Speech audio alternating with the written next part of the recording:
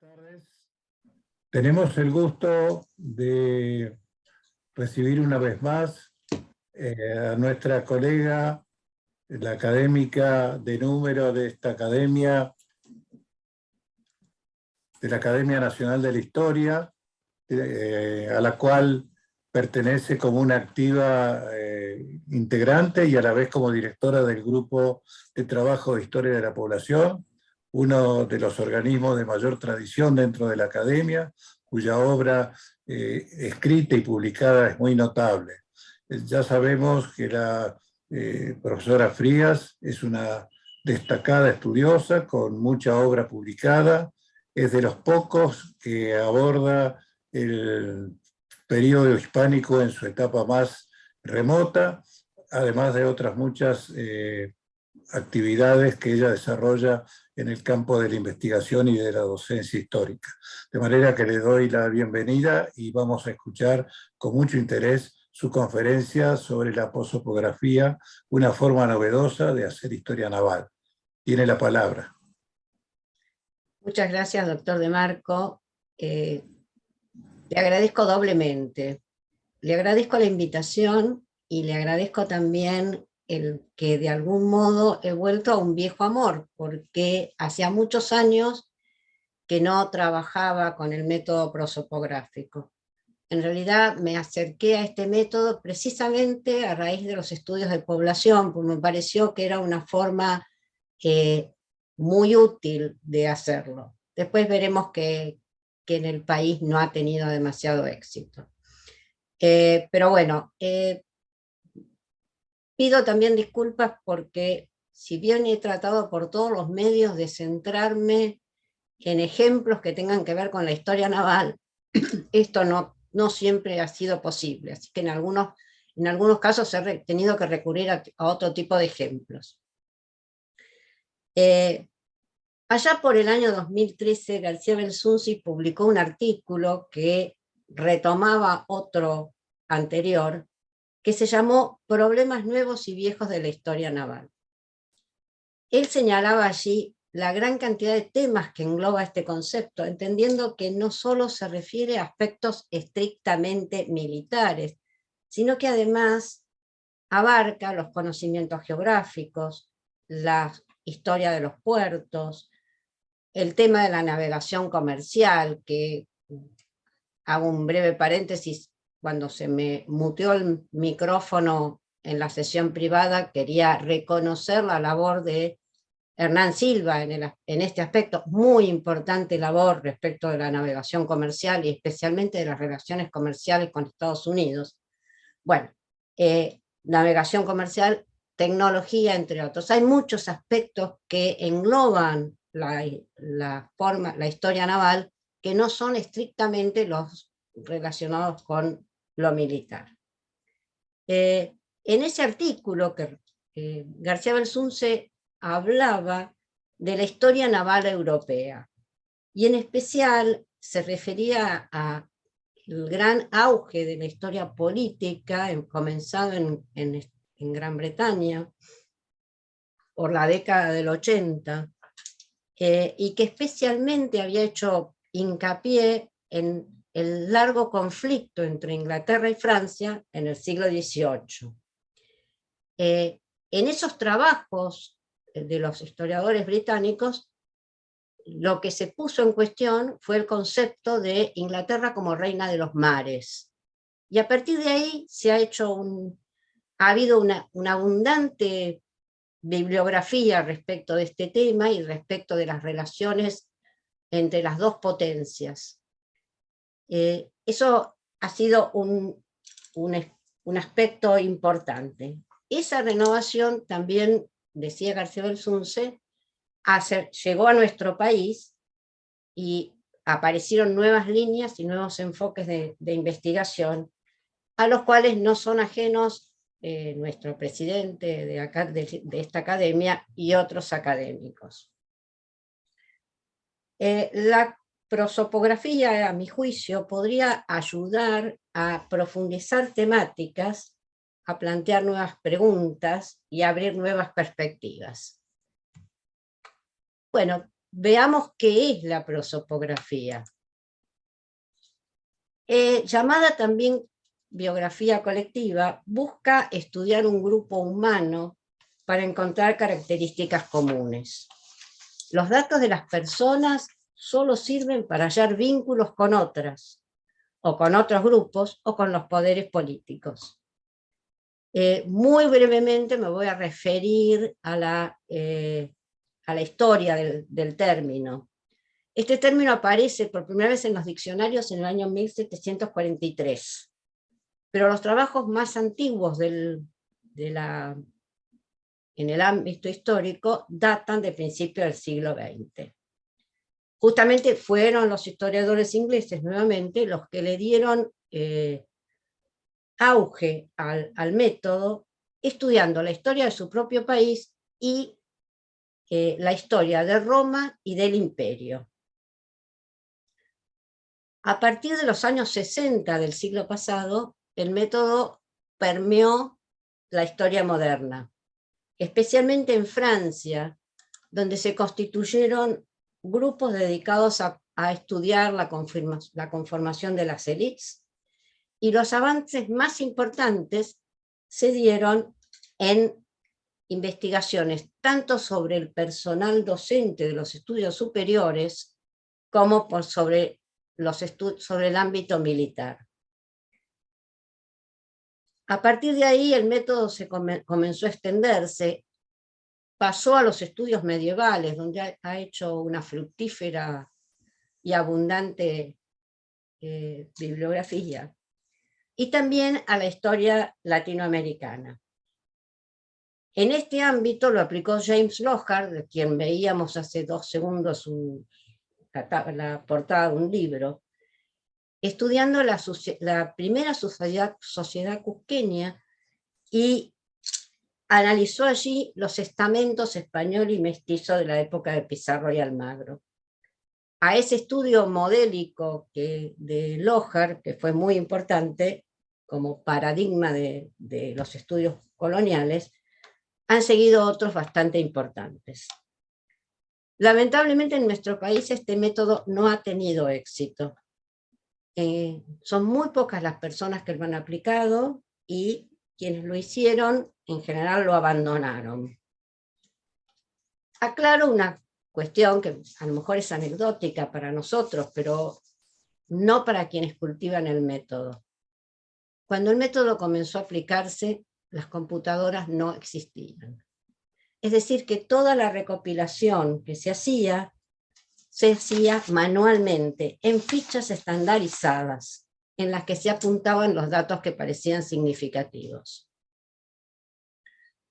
Recién las bases de datos empezaron a conformarse a partir de los finales de la década del 80, precisamente en 2 grupos importantes, uno que funcionaba en el CNRS y el otro que funcionaba en la Escuela Francesa de Roma, que fueron los que discutieron la forma de aplicar,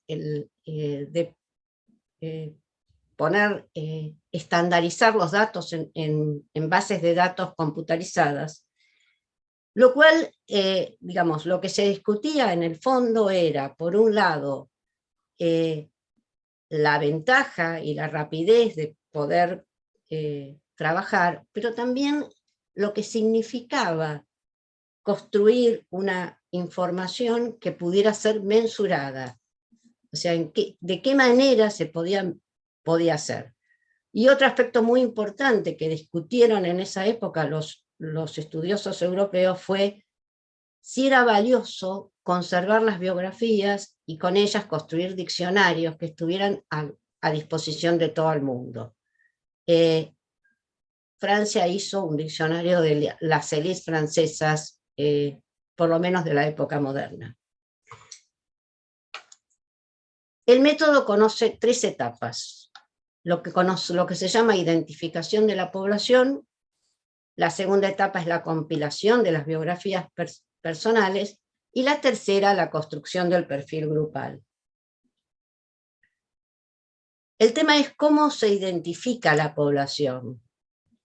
Se puede partir de una institución para determinar rasgos comunes en sus integrantes, es decir, un grupo de fuentes o una fuente específica que remitan a un hecho excepcional, como puede ser un concilio, como puede ser la sublevación de Tupac Amaru, pero mucho más frecuentemente se parte de un grupo, es decir, es el interés del investigador por un grupo humano que conoce apenas a priori, es decir, del cual tiene una noción de que es un grupo, y lo que va a buscar allí es cuáles son los rasgos que lo vinculan con otros grupos, con otros hombres o con los poderes políticos.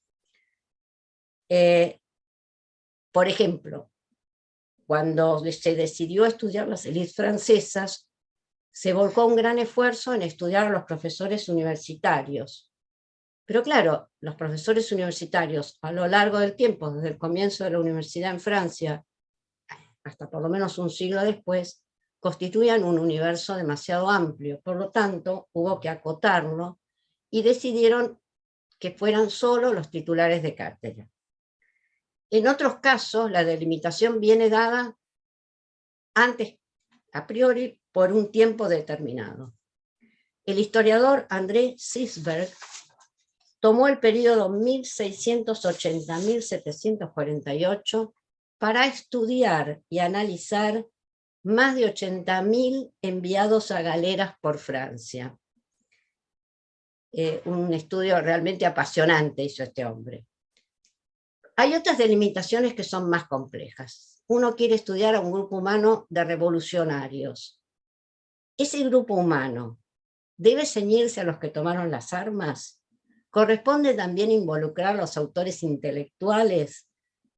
¿Qué pasa? ¿Qué hacer con los simpatizantes o con los que dan apoyo logístico? Es decir, son todas preguntas que precisamente al aplicarse la prosopografía, vincularse con la informática, estas preguntas se hicieron mucho más estrictas porque debían hacerse previamente a construir la base de datos.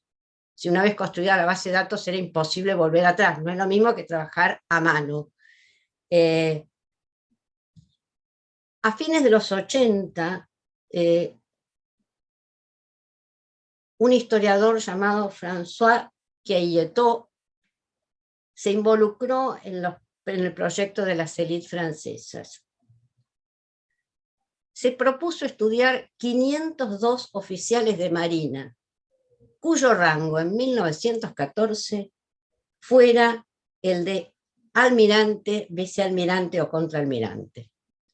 Para hacer eso reunió datos sobre la fecha de nacimiento, la fecha de su promoción, la especialidad, el tipo de educación militar, etc. ¿Qué quería hacer con este grupo? Quería determinar precisamente si era homogéneo y también qué relaciones tenía con otros grupos de la comunidad nacional. Quilletot es marino, comenzó muy joven con sus estudios de historia y hasta el día de hoy sigue utilizando el método prosopográfico en muchos de sus trabajos.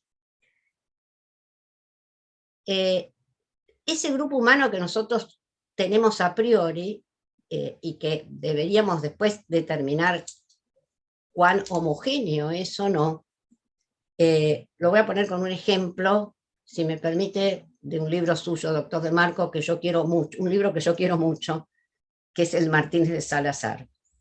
Ahí tenemos un grupo que a priori es homogéneo.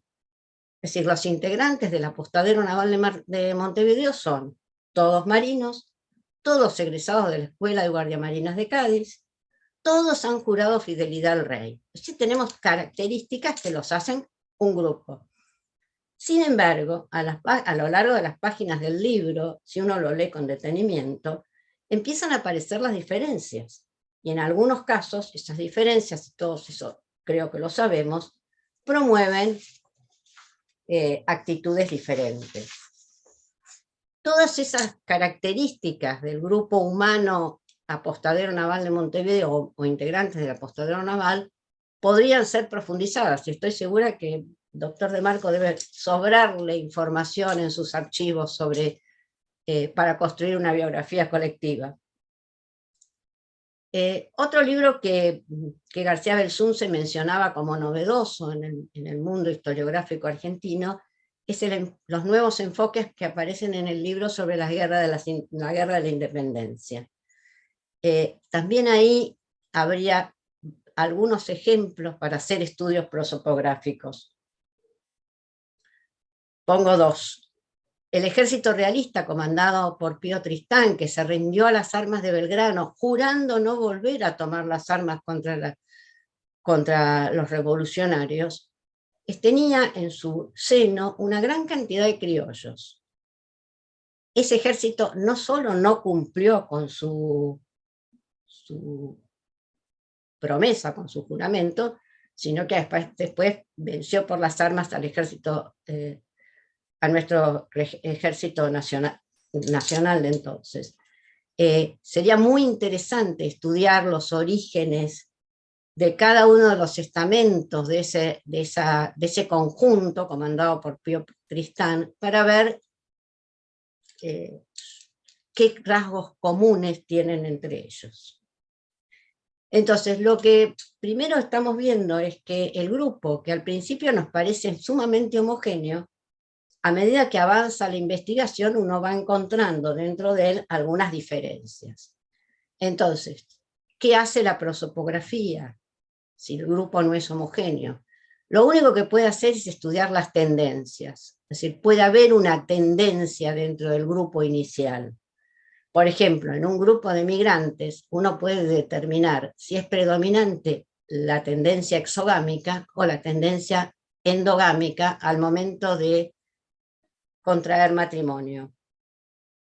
Si hablamos de un grupo revolucionario, podemos ver si la tendencia del grupo es haber compartido estudios, si tienen semejantes procedencias regionales, si las edades del grupo son homogéneas, si las carreras de los revolucionarios son semejantes. Así, hay muchos indicadores que pueden ayudarnos a marcar la tendencia. También puede suceder que al momento de estudiarlo, el grupo tenga compartimentos, es decir, se subdivida en subgrupos. Yo mencioné el estudio de Sigsberg, que me parece fascinante, con los galeones, con los condenados a galeras. Sigsberg, cuando empezó a incorporar nombres a ese universo, se encontró con que podía determinar 3 subuniversos. El de aquellos que fueron condenados, el de los esclavos, que también estaban en galeras, y el de aquellos que eran muy pocos, pero que existían, aquellos que fueron galeotes voluntarios. Por eso, para construir una biografía colectiva, conviene prestarle atención a lo que dice François Guerrat. Y voy a detenerme un minuto para hablar de François Javier Guerrat, porque este historiador hizo un excelente libro, es decir, también aplicando el método prosopográfico, se dedicó a estudiar la Revolución Mexicana, primera revolución del siglo XX. Reunió infinita cantidad de materiales y ha sido un estudio señero y ha cambiado enormemente la óptica de cómo se ve la revolución. Guerrat señala en ese libro que cuáles son las cosas que a él le preocupan al hacer un abordaje prosopográfico, y dice que las personas no son solo un profesional determinado en un lugar, sino también ha nacido en una fecha y determinada, que es el hijo de una persona precisa, el hermano de otra, el esposo o de la hija de alguien, pero que además fue compañero de estudios de otro personaje que está inserto en otro contexto y que a lo mejor volvemos a encontrar. ¿De qué está hablando el autor en este caso? Está hablando tanto de lazos, a veces de sangre, parentescos políticos y espirituales. Por ejemplo, algo de esto hizo Susan Sokolov, una de las pocas cultoras del método que aplicó el método para estudios en el Río de la Plata, que estudió a los grandes comerciantes rioplatenses. ¿Qué encontró Sokolow? Encontró que los grandes comerciantes casaban a sus hijas con recién llegados, a quienes tomaban primero como dependientes, y luego, una vez que los formaban, una de las hijas casaba con ellos. ¿Qué pasaba con los hijos varones de estos comerciantes que también existían? ¿Por qué los hijos varones no tomaban la conducción del negocio? En general buscaban profesiones no tanto lucrativas, sino prestigiosas. Pongo un caso muy conocido, que es el caso de los varones de Vicente de Ascuénaga. Uno de ellos abrazó la carrera militar, el otro fue oficial de marina. Hablaba Guerra de los lazos de sangre, pero también de los lazos espirituales.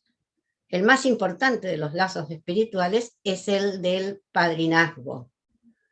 El padrinazgo tenía un valor muy, muy significativo en el antiguo régimen, especialmente en el sur de Europa, y lo tuvo muchísimo en la época colonial de nuestro continente. Esos vínculos de padrinazgo tienen un ida y vuelta. Son un compromiso de parte del padrino, pero tienen como contrapartida la fidelidad. Guerra encontró infinita cantidad de casos dentro de la Revolución Mexicana, de cuestiones inexplicables desde el punto de vista político o militar, que pueden tener una explicación a través de los vínculos espirituales de dos hombres relacionados de esta manera. Llamo la atención, hago un paréntesis, llamo la atención sobre algo. Este tipo de vínculos, que obviamente hoy los padrinazgos han perdido, si se quiere, valor, o han perdido importancia en la sociedad en la cual vivimos. Sin embargo, este tipo de vínculos siguen presentes en la sociedad actual, ciertamente deformados. Todos sabemos, y en nuestro país es bastante general, las recomendaciones de amigos y parientes a un amigo que está en el poder. Conocemos el nepotismo, mucho también, que se da con mucha frecuencia, y en el caso extremo todo esto lleva a actitudes y acciones corruptas. Entonces, esa es una deformación, y no lo digo yo, lo dicen los grandes historiadores, es una deformación de los vínculos de fidelidad existentes. Otra premisa es estar dispuesto a abandonar presupuestos a medida que y esto no es solamente algo que le sirva a los prosopógrafos, sino que es propio de cualquier historiador. El historiador debe estar dispuesto a abandonar presupuestos cuando la evidencia se le impone. Por ejemplo, voy a poner un ejemplo también de Francia. Marie-Christine Barangeau y dos colegas más se propusieron estudiar los buques de guerra de Luis XIV, las tripulaciones de los buques de guerra. Partieron de la idea de que ese grupo humano era homogéneo, es decir, que los capitanes de esos bajeles eran todos pertenecientes a un estatus social semejante. Cuando se pusieron a estudiar regiones de origen y estructuras familiares, vieron que prácticamente la mitad del grupo provenía de familias nobles, pero el resto había llegado a sus puestos por méritos. Simultáneamente desmitificaron los orígenes geográficos y descubrieron que la mayor parte de esta gente provenía de Normandía o de París. Y hago hincapié en este tema del lugar de nacimiento, porque en el pasado fue sumamente importante. Pensemos 2 segundos, para poner un ejemplo nuestro, en la conformación de nuestros primeros cuerpos militares. ¿A qué respondían? Al lugar de origen. Es decir, arribeños, catalanes, andaluces, vizcaínos, etc. Otro tema importante, hemos hablado ya de los lazos de parentesco, sean naturales o espirituales. Algo dije de las estructuras familiares. Quiero hablar ahora de las comunidades educativas. El haber pertenecido a una misma institución, en una misma época, haber compartido los mismos maestros y los mismos libros, genera un vínculo, y algunos de ustedes lo deben saber porque deben todavía mantener vínculos con sus compañeros de estudio, que perduran en el tiempo y que además se refuerzan de diferentes maneras. Lo mencioné con respecto a los integrantes del Apostadero. Me voy a referir a otro libro que también me parece muy interesante, que es el libro de Ian Fletcher, un pionero e historiador inglés que estudió la guerra de las Malvinas, la guerra de la invasión británica, con un ojo muy crítico puesto sobre los jefes de esa expedición.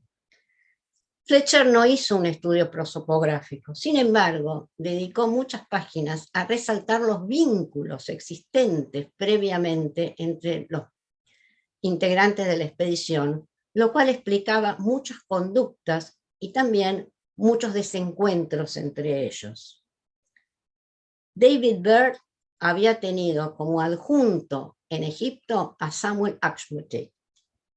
En Ciudad del Cabo se reencontró con Popham, a quien también conocía de la época de Egipto. Cuando la expedición estaba a punto de partir hacia Buenos Aires, se le dio el mando a Beresford, que también había sido subordinado de Byrd. ¿Qué podría decirnos una biografía colectiva de toda esta gente, especialmente mirando la carrera de ellos a la luz de las guerras napoleónicas?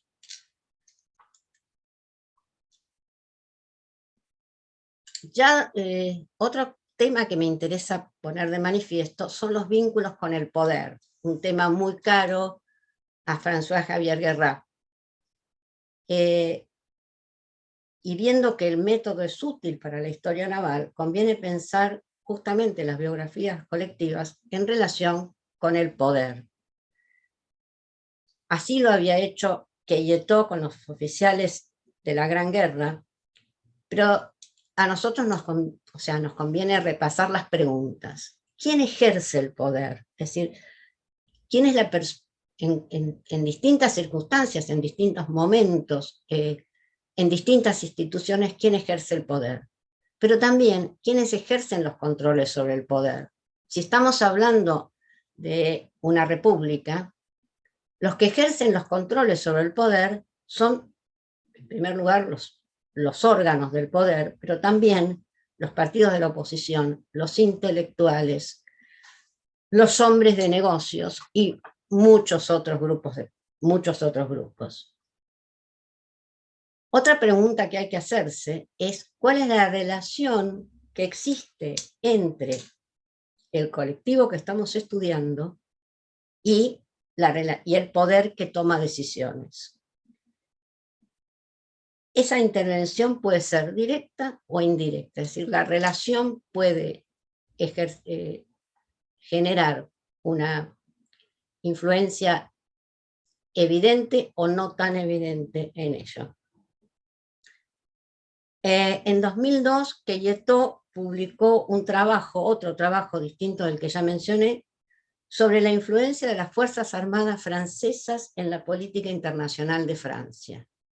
Y allí él declaraba una cosa: estaba muy bien estudiar la influencia de las Fuerzas Armadas en la política exterior, pero había que atender además a la situación de las élites militares dentro del sistema de decisiones, o sea, en el sistema interno de decisiones del poder. Otros dos aspectos de los vínculos con el poder que han sido muy importantes para los estudios de los medievalistas prosopógrafos son los lugares de poder. Sabemos que las cortes eran itinerantes en la época medieval, y los símbolos del poder. Se me ocurrió pensar en relación con los lugares de poder, el momento en que Urquiza le quita a Rosas el manejo de las relaciones exteriores. Ahí hay lugares de poder diferentes que generan una pulsión importante entre ambos líderes. En cuanto a los símbolos del poder, que son muy evidentes en la época medieval, lo son también en la época colonial.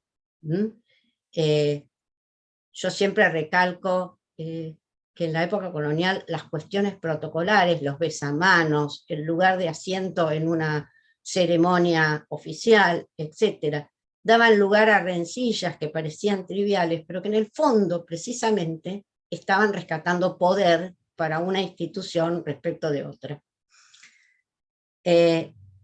Yo pienso en las cuestiones protocolares en el mundo moderno, en el mundo actual. Por ejemplo, se me ocurre pensar en los invitados a una asunción de mando, y lo dejo ahí, no quiero abundar en el tema. Ciertamente que los lugares de poder y los símbolos de poder son bastante más difíciles de cuantificar al momento de ponerlos en una base de datos, pero no es imposible. Los medievalistas lo han hecho. No quiero aburrirlos, pero no puedo terminar esta charlita sin referirme a la única investigación que conozco que se refiere a una prosopografía referida a un objeto y no a seres humanos. La autora empezó a trabajar allá por los años 70 del siglo pasado. Su nombre es Martine Aserra, es una doctora francesa de la Universidad de Nantes, y se decidió a estudiar prosopografía de los barcos de la Marina francesa. ¿Cuál es su argumento para hacer prosopografía de los barcos? Dice que los barcos son semejantes en sus características a los seres humanos. Son diseñados y construidos en un lugar particular, el puerto. Nacen en una fecha precisa, es que es el momento de su botadura. Tienen una vida más o menos larga y se compone de etapas diferentes. Esas etapas son las campañas navales, las reparaciones, las modificaciones. Finalmente, su desaparición sea por vejez o por accidente, es decir, naufragio o combate. Son individuos únicos, dice Aserra, que forman parte, pero sin embargo, aunque tienen características individuales, forman parte de un conjunto, que es la marina de un país. Sobre ese concepto básico, que me parece sumamente interesante, se dedicó a estudiar la marina francesa entre 1660 y 1815. Reunió información sobre 1.300 buques y fragatas que poseían en su totalidad 139 características diferentes. Uno de los primeros problemas que se le planteó a Martine Aserra fue un tema que muchos de nosotros conocemos bastante, que es el de la homonimia. Los historiadores colonialistas sabemos que la homonimia es una de las cuestiones que más dolores de cabeza nos puede provocar, porque los nombres se repiten y no hay demasiados indicadores para resolverlos. A Serra le pasó esto con los barcos. Ella descubrió que un mismo barco tiene, y esto lo saben ustedes mejor que yo, varios nombres sucesivos. Entonces decidió hacer una ficha complementaria para cada buque, en la que consignó todos los nombres y las fechas en que habían recibido el nuevo nombre, teniendo en cuenta además, porque eso es lo que a ella le llamó la atención, que algunos de esos buques se habían hecho célebres no por su nombre a la botadura, sino por un nombre posterior. Entonces, trabajó mucho sobre el tema de los nombres que había recibido cada barco. Otro tema que ella abordó en las fichas que realizó sobre los barcos de la Marina francesa fue el tema de la artillería. Y ahí se encontró con que existe lo que ella llama la legal, por decirlo de alguna manera, y la real. ¿Qué decían las ordenanzas? Es decir, ¿qué decía, valga la redundancia, una ordenanza? ¿Qué ordenaba una ordenanza que debía ser la artillería de un buque? ¿Y qué se ponía en el buque efectivamente? No siempre las ordenanzas y la realidad coincidían. Esto también lo vio muy claramente. Otro tema que a ella le interesó fue determinar las características técnicas de los navíos. Y con eso descubrió que a lo largo de este periodo en que ella había realizado su investigación, que ella realiza, pues sigue trabajando sobre el tema, hay un cierto tipo de embarcación que desaparece y ahí ella digamos, eso le permite indagar el porqué de la desaparición y cuál es el reemplazo, es decir, con qué se lo reemplaza, qué otro tipo de barco. Y hay que tener en cuenta, y esto lo saben los marinos mucho mejor que yo, que a fines del siglo XVIII hubo una importante modificación en el sistema naval con respecto a la construcción de barcos. Otra cosa a la que le prestó atención fue a las fechas. Y puso fechas con día, mes y año. La fecha en que se toma la decisión de construir el buque, la fecha en que se realiza o se aprueba el plan de construcción, el momento en que se prueba por primera vez en batalla y el momento final de su desaparición. Y por último, le prestó atención al lugar de construcción. Francia tenía 2 astilleros importantes y un tercero, que es al que ella le ha puesto el foco porque está en la zona de su universidad, que es el puerto de Roquefort, pero también encargaba buques afuera, o sea, hacía encargos para que se construyeran en otros lugares los buques. Bueno, no quiero abundar, las fichas tienen una gran cantidad de datos, de informaciones, y le han servido a lo largo de los años para realizar muchos trabajos. Destaco especialmente su tesis doctoral, que es precisamente sobre el puerto de Roquefort, que siempre fue considerado un puerto más que secundario en la historia naval francesa, pero que sin embargo cumplió un importante papel en la Marina. Bueno, espero no haberme excedido y les agradezco infinitamente a todos la paciencia que me han tenido.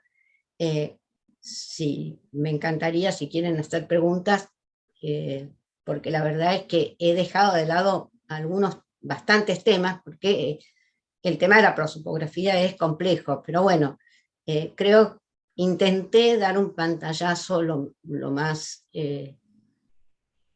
claro posible. Muchísimas gracias.